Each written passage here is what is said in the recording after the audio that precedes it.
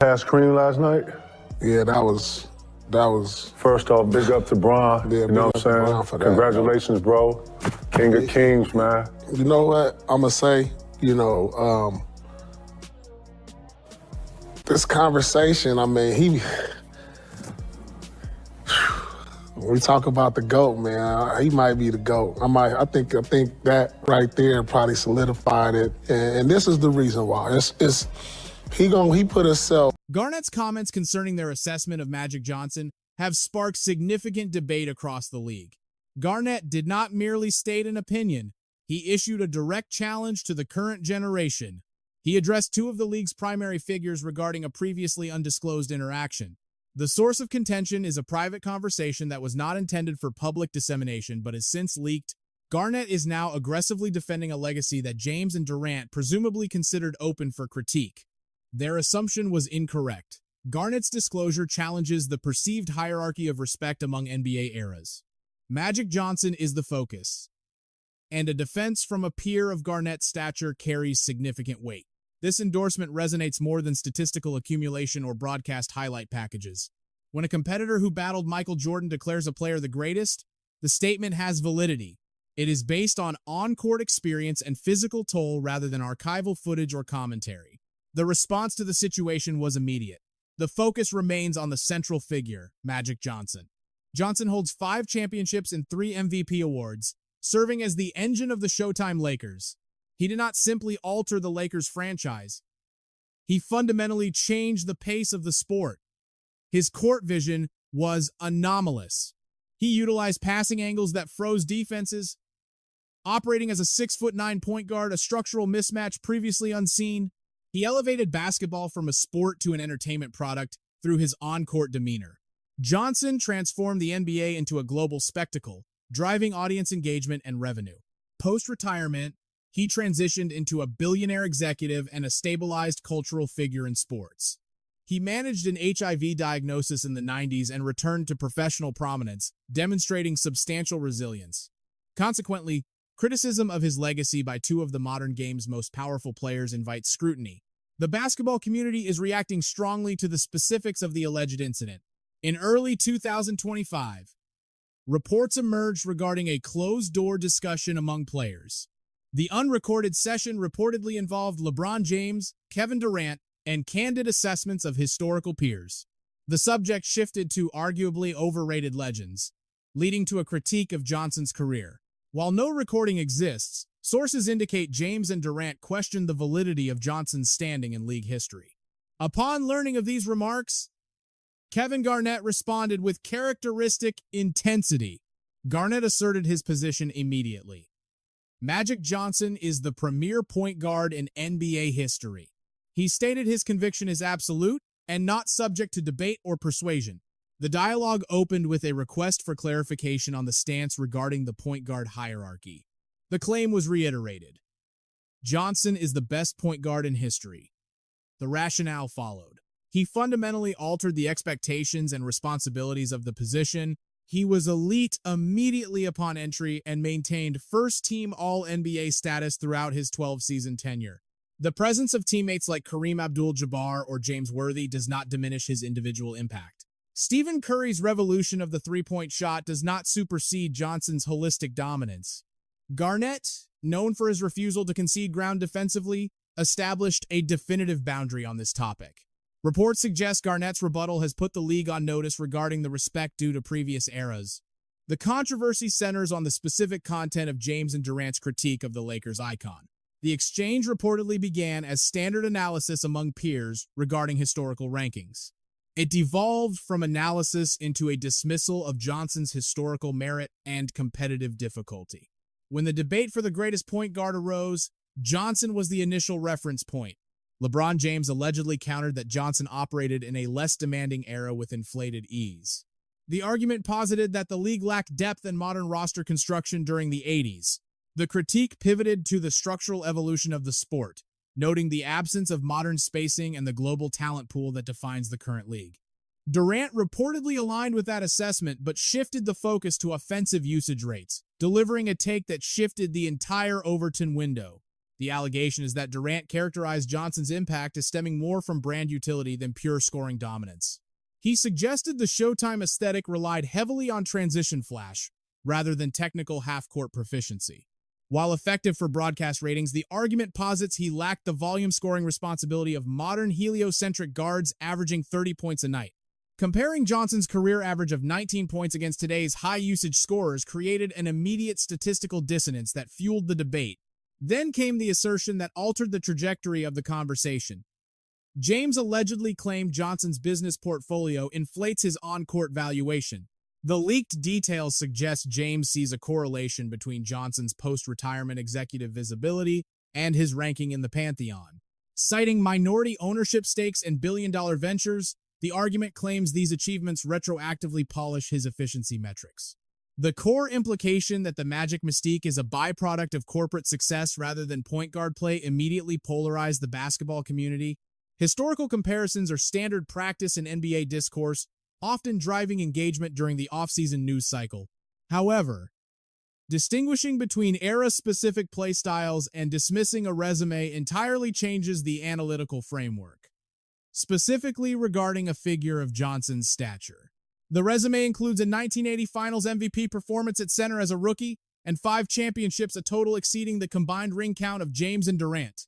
Johnson operationalized the point-forward concept before the term existed, anchoring the Lakers dynasty against physical Eastern Conference defenses. Challenging that level of production requires data-backed evidence. But the conversation moved from private theory to public scrutiny rapidly. Sources indicate a digital leak originated from the immediate vicinity of the discussion, potentially capturing raw audio of the exchange. Whether transcript or recording, the dissemination was instantaneous, dominating the news cycle across major sports networks and aggregators. Demographic splits emerged immediately, with younger metrics-focused viewers validating the critique as a necessary modernization of player evaluation. Conversely, observers who witnessed the 1980s viewed the comments not as analysis, but as a fundamental misunderstanding of historical game governance. Before the narrative cycle could conclude, Kevin Garnett entered the discourse with a characteristic rebuttal focused on defensive intensity and era translation. Garnett stated bluntly that the current player pool lacks the physical durability required to survive the league environment of 20 years ago. Addressing current stars like Anthony Edwards and Jason Tatum directly, he established a strict hierarchy of toughness. He argued that the mechanical spacing required for moves like the triple step back was impossible due to hand checking and condensed floor spacing. Furthermore, shot selection was governed by strict efficiency mandates. Low percentage isolation attempts resulted in immediate benching during that era. The argument centers on the physicality of defenses that impeded free movement, contrasting sharply with today's open lane rules. Visuals show Garnett addressing the camera directly, enforcing the code of conduct regarding historical figures who established the league's financial baseline. The delivery reflects a genuine agitation rooted in era-specific pride and institutional memory. This aligns with Garnett's known profile as a fierce protector of locker room hierarchy and the integrity of the game's history. His career tracked as a continuous high-intensity interval, treating regular season possessions with postseason urgency. Known for psychological warfare and intimidation tactics, his approach often disrupted the rhythm of opposing forwards through sheer aggression. Consequently, his defense of the pre-2000 era is consistent with his brand of uncompromising intensity. He operates as a gatekeeper, actively shielding the reputation of his contemporaries from revisionist history. Upon reviewing the alleged comments regarding Johnson, Garnett bypassed diplomatic channels entirely, rejecting passive-aggressive social media tactics. He utilized his broadcast platform to issue a direct verbal reprimand. Prompted by an interviewer regarding the current generation's perspective on historical greats, Garnett shifted the tone immediately. The response was a sudden escalation in volume and cadence, signaling a shift from analysis to admonishment. He issued a categorical imperative. The criticism of Magic Johnson violates the unwritten rules of the fraternity. Garnett dismissed the accolades of the critics, stating that current scoring titles do not grant license to devalue pioneers. He linked the current maximum contracts and global visibility directly to the commercial groundwork laid by the Showtime Lakers. Refusing to accept the revisionist narrative, Garnett leaned into the camera to reinforce his position with specific examples. While acknowledging his personal relationship with James and Durant, he prefaced his correction with professional firmness. He argued that perceived modern difficulty does not justify erasing the context of the 1980s, a decade defined by Hall of Fame density, listing rivals like Bird, Abdul-Jabbar, Irving, Isaiah Thomas, and Olajuwon. Garnett emphasized that Johnson didn't just survive that gauntlet, he dictated it. The intensity of the delivery suggested this was systemic defense, not just individual advocacy for Johnson. Garnett positioned himself as the attorney for the entire previous generation, proceeding to validate the legacy with hard evidence. Modern narratives often drift into abstraction, but the 1980 NBA Finals provides concrete evidence. With Kareem Abdul-Jabbar sidelined, a rookie Magic Johnson didn't just fill a spot, he anchored the center position against Philadelphia. The result was a statistical anomaly that defined a career. 42 points, 15 rebounds, and 7 assists in Game 6. It wasn't just a win, it was a championship-clinching performance that altered the trajectory of the league. Kevin Garnett's assessment of this performance carried a palpable weight, reflecting a deep professional reverence for that specific tier of greatness. Garnett dissected the mechanics of Johnson's game, focusing on an unmatched basketball IQ that allowed him to manipulate defensive sets from any coordinate on the floor. He highlighted Johnson's capacity to structurally elevate offensive efficiency, turning competent rosters into dynasties. Then, Garnett delivered the statement that reset the current news cycle. Garnett stated, "If you think Magic is overrated, you are telling me you do not understand winning. You do not understand sacrifice. You do not understand what it means to put the team first and still be the best player on the floor." The critique landed with precision. It wasn't hyperbole. It was a direct challenge to the basketball literacy of the modern observer. Rooted in the history of the sport, Garnett wasn't generating content for engagement. He was enforcing the hierarchy of the league, defending the architects who established the NBA's global footprint through physical toughness and competition. The market reaction was instantaneous. Within hours, the interview segment achieved saturation across platforms. Analysts immediately began juxtaposing the footage with statistical breakdowns. Johnson's 5 championships and 3 MVP awards were placed in direct contrast to the career resumes of LeBron James and Kevin Durant. Legacy observers rallied behind Garnett, viewing his commentary as a necessary corrective to a generation they perceive as dismissing the foundational era.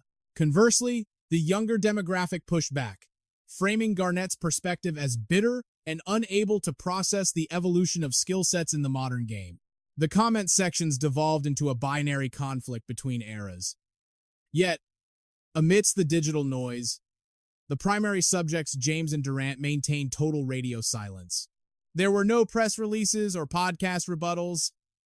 The silence held until the following day when James utilized Instagram for a typically indirect response, posting, "Focus on the journey, not the noise.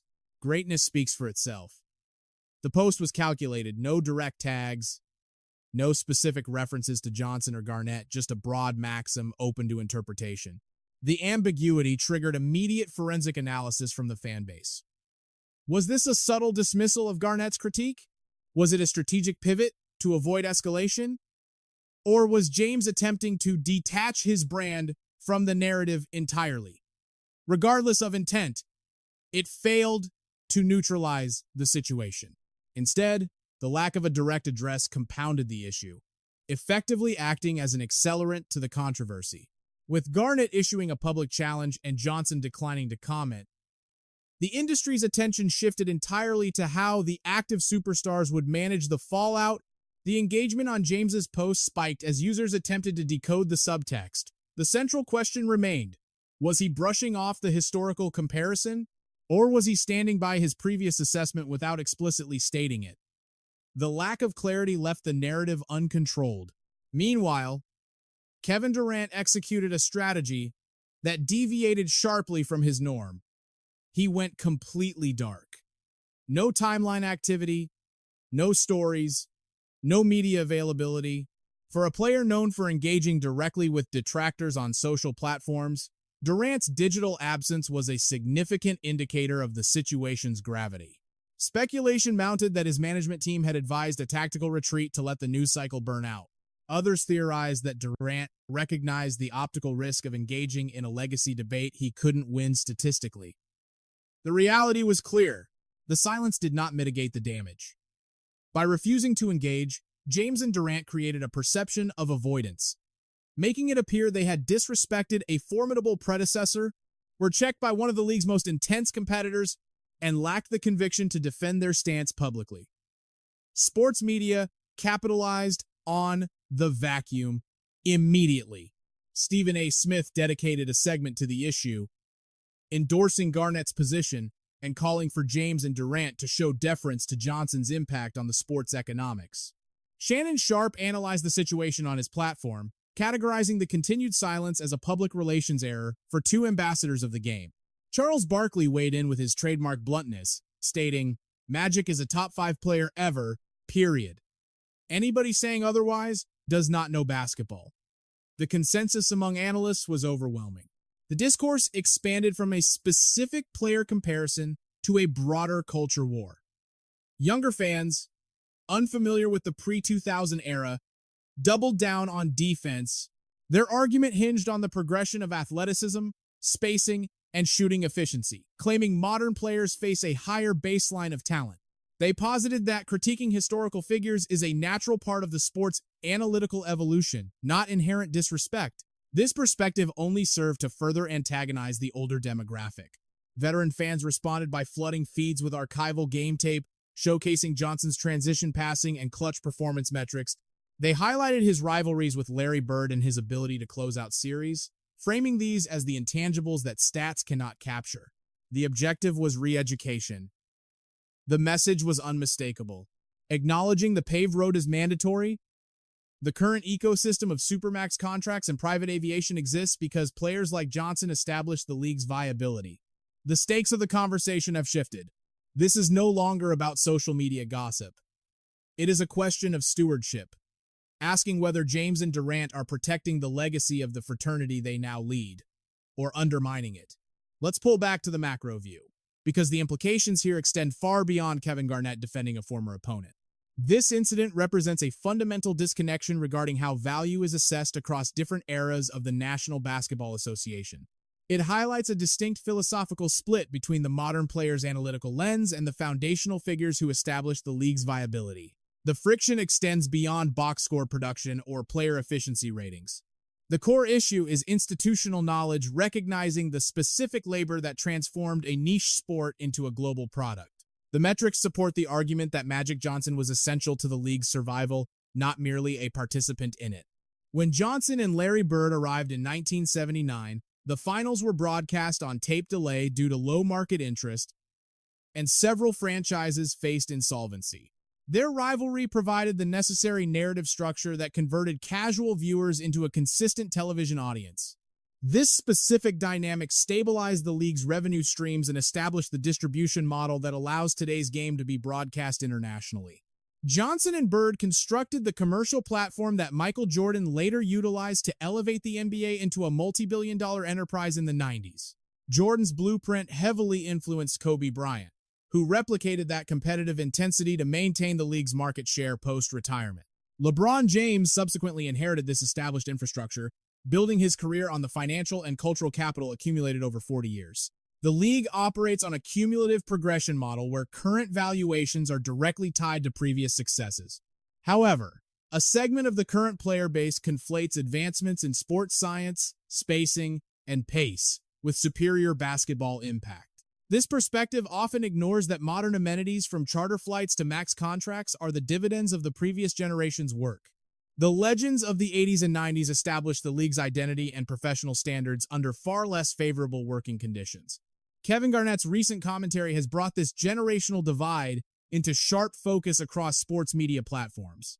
The debate frames a conflict between historical context and revisionist talent evaluation.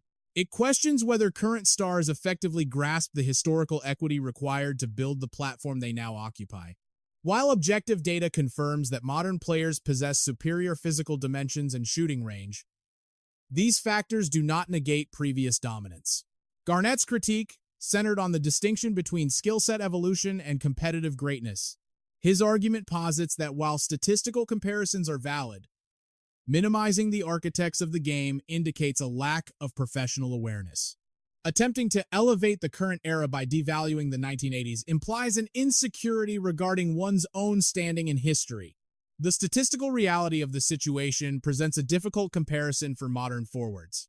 While James and Kevin Durant are undisputed first-ballot Hall of Famers, their careers do not mirror the condensed dominance of the Showtime Lakers. Johnson secured 5 championships and made 9 NBA Finals appearances within a 12-year window, a conversion rate that remains historically anomalous. He operated as the primary facilitator for a dynasty that effectively monopolized the Western Conference for a decade. That level of sustained winning directly altered the geometry and tempo of professional basketball. In a direct resume comparison, neither James nor Durant has matched Johnson's efficiency in converting seasons into championships during their respective primes. Consequently, alleged comments minimizing Johnson's skill set appear less like objective analysis and more like narrative management. It suggests an attempt to lower the historical bar to accommodate modern resumes that, while lengthy, are less concentrated in their success. This approach risks damaging the public perception of players who ostensibly value their historical ranking. Notably, Johnson has not issued a press release or social media rebuttal regarding the controversy. From a public relations standpoint, this lack of engagement effectively reinforces his status above the debate. The existence of 5 championship rings and 3 MVP awards provides a self-sustaining defense that requires no verbal amplification. His place in the pantheon is secured by tangible hardware, rendering external validation from current players unnecessary. Garnett's intervention serves as a necessary check on the league's internal culture. It reinforces the standard that professional respect is a requisite component of NBA fraternity membership. The message clarifies that individual talent does not grant license to dismantle the sport's historical hierarchy. It assures retired players that their contributions remain the benchmark, regardless of how the modern game evolves stylistically. The silence from the legends implies that the current generation's critique is arguably misinformed. Ultimately, legacy is evaluated by both statistical output and the stewardship of the game's history. By this metric, the comments attributed to James and Durant suggest a failure to meet the responsibilities expected of ambassadors of the sport. The situation forces a reevaluation of the boundaries between competitive confidence and historical negligence. The question remains whether active players possess the objectivity to critique eras they never competed in, or if there is an unwritten baseline of deference required when discussing the league's primary architects. The debate hinges on defensive versatility versus offensive force. Weigh in below. Do you prioritize Garnett's rim protection or LeBron's floor management in a 7-game series? To track future breakdowns of league history and on-court altercations, like and subscribe to the channel. Expect another detailed analysis in the next video.